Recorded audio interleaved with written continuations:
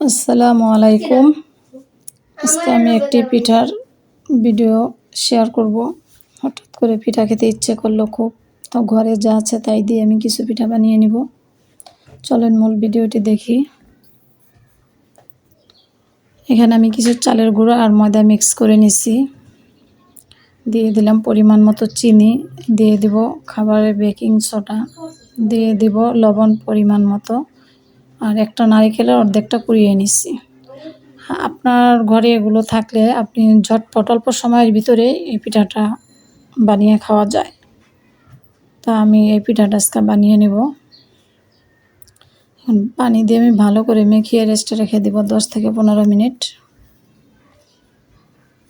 আর এখানে আমি তেল দিয়ে দিছি, তেলও গরম হয়ে গেছে। এক এক করে আমি এখন পিঠাগুলো দিয়ে দিব, গোলাগুলো দিব এক এক করে। আর ভিডিওটি ভালো লাগলে লাইক শেয়ার কমেন্ট করে দিবেন, ফলো দিয়ে পাশে থাকবেন। অল্প সময়ের ভিতরেই এই পিঠাটা তৈরি করা যায়, খেতেও খুব মজা হয়। উল্টিয়ে নেব।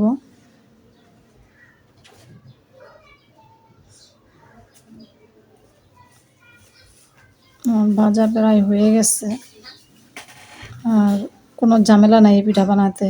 যদি চালের গুঁড়া আর নারিকেল চিনি ঘরে থাকে, খুব সহজে বানিয়ে নেওয়া যায়। ভাজা হয়ে গেছে, আমি এখন উঠিয়ে নেব সবগুলো পিঠা। আর পিঠাটা খুব মচমচে হয়, আপনি ঘরে কয়েকদিন রেখেও খেতে পারবেন। হয়ে গেল আমার পিঠা। সবাই ভালো থাকবেন, দোয়া করবেন। খোদা হাফেজ।